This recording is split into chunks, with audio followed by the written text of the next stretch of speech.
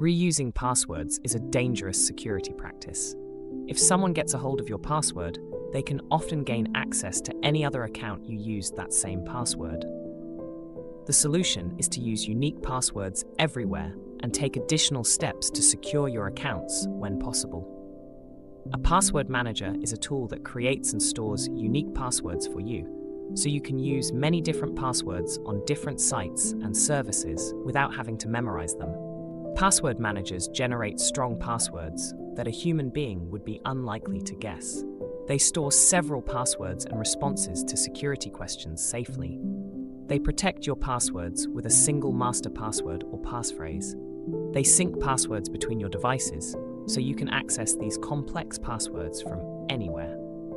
Choosing the right password manager can take some research, but you can follow our guide to help ease the process. Password managers may not be for everyone, but a good password manager does its best to mitigate potential security problems. It's still important to remember using a password manager creates a single point of failure. Password managers are an obvious target for adversaries. This is why you should have a strong master password and enable two-factor authentication when possible.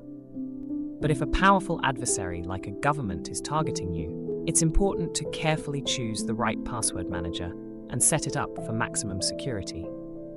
For some people, a low-tech solution might be better than a password manager. It depends on your threat model, but having different passwords for each site written on a piece of paper and kept in a secure location is better than reusing a single password on every site. You should memorize a few passwords that need to be particularly strong. These include passwords for your device, passwords for encryption, the master password for your password manager, and your email password. One of many difficulties when people choose passwords themselves is that people aren't very good at making random, unpredictable choices. An effective way of creating a strong and memorable password is to use dice and a word list to randomly choose words. Together, these words form your passphrase. A passphrase is a type of password that is longer for added security. For disk encryption and your password manager, we recommend selecting a minimum of 6 words. The longer and more random the password, the harder it is for both computers and humans to guess. Password managers make strong passphrases for you, but if you want to try an analog version to learn how it works, you can use one of EFF's standard word lists or a fandom-inspired word list. If your computer or device gets compromised and spyware is installed, the spyware can watch you type your master password and could steal the contents of the password manager. So it's still very important to keep your computer and other devices clean of malware when using a password manager. Be careful with the security questions that some websites use to confirm your identity. Honest answers to these questions are often publicly discoverable facts that a determined adversary can easily find and use to bypass your password entirely. Instead, give fictional answers that no one knows but you. For example, if the security question asks, "What was the name of your first pet?"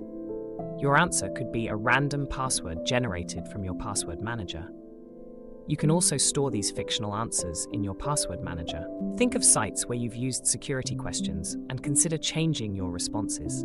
Do not use the same passwords or security question answers for multiple accounts on different websites or services. Strong, unique passwords make your account security much stronger. To further protect your accounts, enable two-factor authentication when you can. Some services offer two-factor authentication, which requires you to possess 2 components to gain access to your account. The second factor could be a one-off secret code or a number generated by an app running on a mobile device. Two-factor authentication using a mobile phone can be done in one of 2 ways. Your phone can run an authenticator application that generates security codes, or you can use a standalone hardware device. The service can send you an SMS text message or email with an extra security code that you need to type in whenever you log in. If you have a choice, pick the Authenticator application or standalone hardware device instead of receiving codes by text message. It's easier for an attacker to redirect these codes to their own phone than it is to bypass the authenticator. Some services, such as Google, also generate a list of one-time passwords, sometimes called single-use passwords. These are meant to be printed or written down on paper and carried with you. Each of these passwords works only once, so if one is stolen by spyware when you enter it, the thief won't be able to use it for anything in the future. More useful than one-time passwords are backups of the security codes. Many authenticator applications offer optional backups where your security codes are stored on a third-party server. This makes it so that if you lose your phone, you can restore the backup and easily get back into your accounts without finding those one-time passwords. If you don't have a backup and you didn't save the one-time passwords, you may lose access to your accounts forever. Like password managers, this has a security trade-off, and some people may not want to back up the tokens. Check with the app's documentation to make sure the backups are end-to-end encrypted.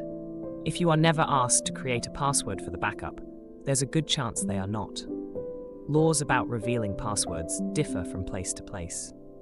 In some jurisdictions, you may be able to legally challenge a demand for your password, while in others, local laws allow the government to demand disclosure.